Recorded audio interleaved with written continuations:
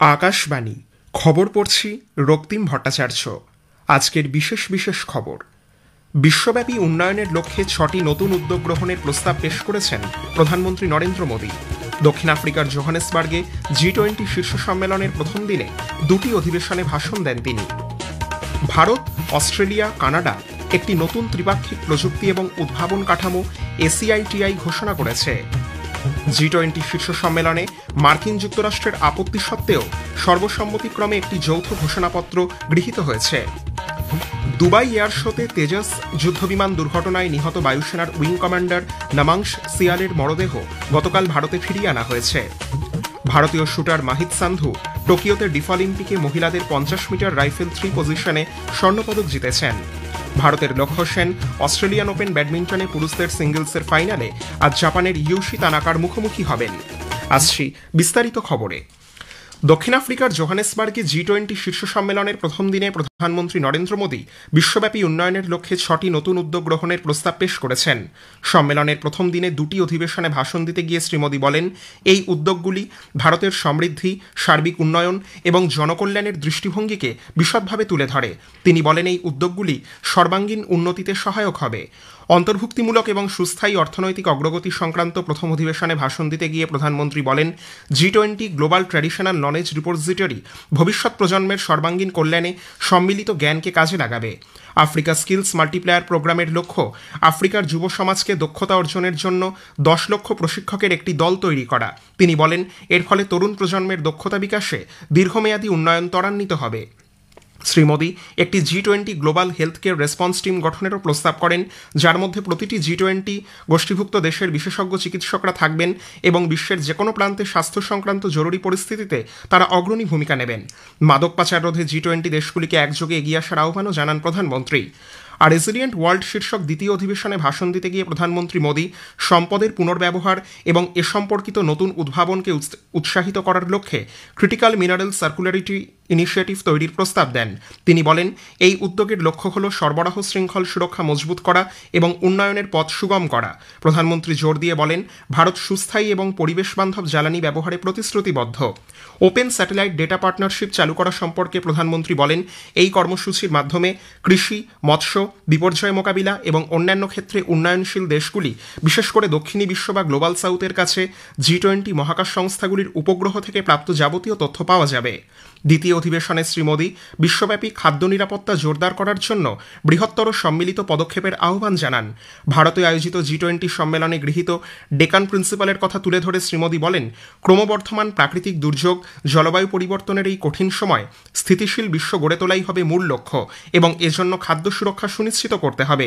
তিনি বলেন, ভারত এই ক্ষেত্রগুলিতে সক্রিয়ভাবে কাজ করছে। প্রধানমন্ত্রী নরেন্দ্র মোদী গতকাল জোহানেসবার্গে G20 শীর্ষ সম্মেলনের ফাঁকে বিভিন্ন দেশের নেতৃবৃন্দের সঙ্গে একাধিক বৈঠক করেছেন। শ্রী মোদী অস্ট্রেলিয়ার প্রধানমন্ত্রী অ্যান্টনি আলবানিজ এবং কানাডার প্রধানমন্ত্রী মার্ক কার্নির সঙ্গেও দেখা করেন। পরে তিনি ব্রিটেনের প্রধানমন্ত্রী কিয়ার স্টারমারের সঙ্গে দেখা করেন। সোশ্যাল মিডিয়া প্ল্যাটফর্ম এক্সে একটি পোস্টে শ্রী মোদী বলেছেন, এবছর ভারত ব্রিটেন কৌশলগত অংশীদারিত্ব নতুন শক্তি সঞ্চার করেছে এবং উভয় পক্ষই বিভিন্ন ক্ষেত্রে এই সম্পর্ককে এগিয়ে নিয়ে যাবে। শীর্ষ সম্মেলনের ফাঁকে প্রধানমন্ত্রী রাষ্ট্রসংঘের মহাসচিব আন্তোনিও গুতেরেজের সঙ্গে অত্যন্ত ফলপ্রসূ আলোচনা করেছেন। এরপর শ্রী মোদী মালয়েশিয়ার প্রধানমন্ত্রী আনোয়ার ইব্রাহিম, ফরাসি রাষ্ট্রপতি Emmanuel Macron, German chancellor Friedrich Merz, দক্ষিণ কোরিয়ার রাষ্ট্রপতি লি জে মিয়ং, ইতালির প্রধানমন্ত্রী জর্জিয়া মেলোনি, ব্রাজিলের রাষ্ট্রপতি Luiz Inacio Lula da Silva, Sierra লিওনের রাষ্ট্রপতি জুলিয়াস মাদা বায়ো, সিঙ্গাপুরের প্রধানমন্ত্রী লরেন্স সোংয়ের সঙ্গেও সাক্ষাৎ করেন। প্রধানমন্ত্রী মোদী অ্যাঙ্গোলার রাষ্ট্রপতি এবং আফ্রিকান ইউনিয়নের চেয়ারম্যান জো ম্যানুয়েল গনজালভেস লরেঙ্কোর সঙ্গেও বৈঠক করেন। তিনি ইথিওপিয়ার প্রধানমন্ত্রী আবি আহমেদ আলীর সঙ্গেও দেখা করেন। ভিয়েতনামের প্রধানমন্ত্রী ফাম মিন চিনের সঙ্গে বৈঠক প্রসঙ্গে শ্রী মোদী বলেন, ভারত ও ভিয়েতনামের মধ্যে একটি শক্তিশালী এবং ভবিষ্যৎমুখী অংশীদারিত্ব বর্তমান। প্রধানমন্ত্রী মোদী বিশ্ব বাণিজ্য সংগঠন WTOর মহানির্দেশক ডক্টর এনগোজি ওকনসো ইওয়ালা এবং বিশ্ব স্বাস্থ্য সংস্থা হুয়ের প্রধান টেড্রোস আধানাম ঘেব্রিয়াসের সঙ্গেও মতবিনিময় করেছেন। ভারত, অস্ট্রেলিয়া এবং কানাডা গতকাল একটি নতুন ত্রিপাক্ষিক প্রযুক্তি এবং উদ্ভাবন পরিকাঠামো অস্ট্রেলিয়া কানাডা ভারত প্রযুক্তি এবং উদ্ভাবন ACITI ঘোষণা করেছে। জোহানেসবার্গে G20 শীর্ষ সম্মেলনের ফাঁকে এই চুক্তি স্বাক্ষরিত হয়েছে। চুক্তির অধীনে তিনটি দেশ বর্তমান দ্বিপাক্ষিক উদ্যোগের পরিপূরক হিসেবে গুরুত্বপূর্ণ এবং নতুন প্রযুক্তি ক্ষেত্রে সহযোগিতা বৃদ্ধি করবে। এই অংশীদারিত্ব প্রতিটি দেশের প্রাকৃতিক শক্তিকে কাজে লাগাবে, বিশেষ করে গুরুত্বপূর্ণ খনিজ পদার্থের ক্ষেত্রে পরিবেশ বান্ধব শক্তি উদ্ভাবন এবং স্থিতিশীল সরবরাহ শৃঙ্খলের উপর জোর দেবে। দক্ষিণ আফ্রিকার জোহানেসবার্গে অনুষ্ঠিত G20 শীর্ষ সম্মেলনে গতকাল সর্বসম্মতিক্রমে একটি যৌথ ঘোষণাপত্র গৃহীত হয়েছে, যদিও মার্কিন যুক্তরাষ্ট্র এর বিরোধিতা করেছে। ঘোষণাপত্রে বলা হয়েছে, সংহতি, সমতা এবং স্থায়িত্ব অন্তর্ভুক্তিমূলক সমৃদ্ধির অপরিহার্য স্তম্ভ। 39 পৃষ্ঠার এই নথিতে জ্বালানি নিরাপত্তা, জলবায়ু এবং বিপর্যয় মোকাবিলার ব্যবস্থাপনা তুলে ধরা হয়েছে। একই সঙ্গে ক্রমবর্ধমান ভূরাজনৈতিক উত্তেজনা, সংঘাতসহ অন্যান্য আন্তর্জাতিক জটিলতাকে অর্থনৈতিক স্থিতিশীলতার জন্য প্রতিকূলতা হিসেবে স্বীকার করা হয়েছে। প্রধানমন্ত্রী নরেন্দ্র মোদী 30 নভেম্বর রবিবার আকাশবাণীতে মন কি বাত অনুষ্ঠানে তাঁর চিন্তাভাবনা দেশ বিদেশের মানুষের সঙ্গে ভাগ করে নেবেন। এটি হবে মাসিক এই বেতার অনুষ্ঠানের 128তম পর্ব। বেলা 11টা থেকে আকাশবাণী এবং দূরদর্শনের সবকটি চ্যানেল এবং Akashvani news on AIR website, mobile app, প্রধানমন্ত্রীর দপ্তর, তথ্য ও সম্প্রচার মন্ত্রকের ওয়েবসাইট ও ইউটিউব চ্যানেলেও মন কি বাত সম্প্রচারিত হবে। খবর শুনছেন আকাশবাণী থেকে। আমাদের সংবাদ শোনা যাচ্ছে ইউটিউব চ্যানেল আকাশবাণী সংবাদ বাংলা, ফেসবুক ও ইনস্টাগ্রাম আকাশবাণী সংবাদ কলকাতা এবং এক্স হ্যান্ডেল AIR নিউজ কলকাতাতে। দুবাই এয়ার শোতে তেজস যুদ্ধবিমান দুর্ঘটনায় নিহত বায়ুসেনার উইং কমান্ডার নামাংশ সিয়ালের মরদেহ গতকাল ভারতে ফিরিয়ে আনা হয়েছে। সংযুক্ত আরব আমিরশাহিতে নিযুক্ত ভারতীয় রাষ্ট্রদূত দীপক মিত্তল এবং কনসাল জেনারেল সতীশ সিওয়ান ভারতীয় বায়ুসেনার একটি বিশেষ বিমানে তাঁর দেহ দেশে ফিরিয়ে আনার আগে নিহত পাইলটকে আনুষ্ঠানিকভাবে গার্ড অফ অনার প্রদান করেন। অসমের গুয়াহাটিতে গতকাল আকাশবাণী সঙ্গীত সম্মেলন অনুষ্ঠিত হয়েছে। সঙ্গীতজ্ঞ রমেন চৌধুরী অনুষ্ঠানে প্রধান অতিথি হিসেবে উপস্থিত ছিলেন। গোয়ালপাড়িয়া লোকগীতি শিল্পী জোবা চক্রবর্তী দাস এবং বেহালা শিল্পী মনোজ বড়ুয়া তাদের উপস্থাপনায় শ্রোতাদের মুগ্ধ করেন।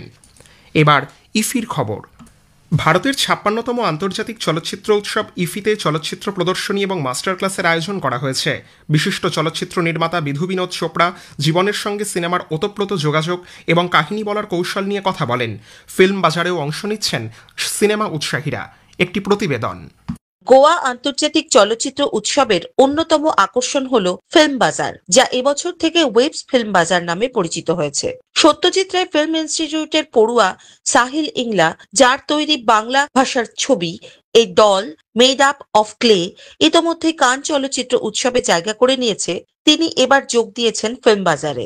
সেখান থেকেই তিনি জানালেন এই ফিল্ম বাজার কি করে নতুন যারা সিনেমা বানাতে চায় তাদের সাহায্য করতে পারে। I am attending the film bazaar in IFFI Goa conducted by Ministry of INB. So film bazaar basically ऐसा होता है जहाँ पर आपको को प्रोडक्शन मार्केट होता है, feature film, non feature film. उसके बाद आपको नॉलेज सीरीज होती है, उसके बाद प्रोड्यूसर्स वर्कशॉप वहाँ पर होते हैं। आप जब फिल्म बाजार में जाते हैं तो आप लोगों को मतलब सारे फिल्म मेकर को वहाँ पर बायर सेलर्स होते हैं, जहाँ पर आप आपकी फिल्म लेके जा सकते हो। आप वहाँ पर आपका पिचिंग कर सकते हो, आप प्रोड्यूसर को मिल सकते हो, एजेंट्स को मिल सकते हो, सेल्स डिस्ट्रीब्यूशन वाले को मिल सकते हो और आप वहाँ पर जाके अपनी आइडिया पिच करके अपना एक फीचर फिल्म बना सकते हो। কাশফিন নাহার, আকাশবাণী সংবাদ, কলকাতা। কেন্দ্রীয় মন্ত্রী নীতিন গাডকারি গতকাল নাগপুরে ন্যাশনাল বুক ট্রাস্ট, মহারাষ্ট্র সরকার এবং জিরো মাইল ইউথ ফাউন্ডেশনের মিলিত উদ্যোগে আয়োজিত প্রথম নাগপুর পুস্তক উৎসব 2025-এর উদ্বোধন করেছেন। পূর্ব নাগপুরের রেশিমবাগ গ্রাউন্ডে 9 দিনের এই উৎসব চলবে 30 নভেম্বর পর্যন্ত। পঠন পাঠনের সংস্কৃতির গুরুত্ব তুলে ধরে নীতিন গাডকারি বলেন, পাঠাভ্যাস কেবল বিনোদন নয়, এটি ব্যক্তিত্ব বিকাশের অন্যতম স্তম্ভ। ভারতীয় শুটার মাহিত সান্ধু গতকাল টোকিওতে ডিফঅলিম্পিকে মহিলাদের 50 মিটার রাইফেল 3 পজিশনে স্বর্ণপদক জিতেছেন। এই নিয়ে সান্ধু প্রতিযোগিতায় তার দ্বিতীয় সোনা এবং চতুর্থ পদক জয় করলেন। মাহিতের সার্বিক স্কোর ছিল 456। দক্ষিণ কোরিয়ার ডেন জিয়ং 453.5 স্কোর করে রূপো জিতেছেন। অন্যদিকে হাঙ্গেরির মিরা সুৎসান্না বিয়াতভস্কি 438.6 স্কোর করে ব্রোঞ্জ পদক জয় করেছেন। ভারতের লক্ষ্য সেন অস্ট্রেলিয়ান ওপেন ব্যাডমিন্টনে পুরুষদের সিঙ্গলসের ফাইনালে আজ জাপানের হিউশি তানাকার মুখোমুখি হবেন। গতকাল সেমিফাইনালে লক্ষ্য বিশ্বের 6 নম্বর খেলোয়াড় টুর্নামেন্টের দ্বিতীয় বাছাই চীনা তাইপেইয়ের চৌ তিয়েনচেনকে 3 গেমের লড়াইয়ের শেষে 17-21, 24-22, 21-16 হারিয়ে দেন। গুজরাটের আমেদাবাদের EKA এরিনায় AFC অনূর্ধ্ব 17 এশিয়ান কাপ সৌদি আরব 2026-এর বাছাই পর্বে ভারত প্যালেস্টাইনের সঙ্গে ড্র করে তাদের অভিযান শুরু করেছে। শেষ করার আগে খবরের বিশেষ কিছু অংশ আরও একবার। বিশ্বব্যাপী উন্নয়নের লক্ষ্যে 6টি নতুন উদ্যোগ গ্রহণের প্রস্তাব পেশ করেছেন প্রধানমন্ত্রী নরেন্দ্র মোদী। দক্ষিণ আফ্রিকার জোহানেসবার্গে G20 শীর্ষ সম্মেলনের প্রথম দিনে 2টি অধিবেশনে ভাষণ দেন তিনি। ভারত, অস্ট্রেলিয়া, কানাডা একটি নতুন ত্রিপাক্ষিক প্রযুক্তি এবং উদ্ভাবন কাঠামো ACITI ঘোষণা করেছে। G20 শীর্ষ সম্মেলনে মার্কিন যুক্তরাষ্ট্রের আপত্তি সত্ত্বেও সর্বসম্মতিক্রমে একটি যৌথ ঘোষণাপত্র গৃহীত হয়েছে। খবর শেষ হলো, এর পরের খবর 7টা বেজে 25 মিনিটে।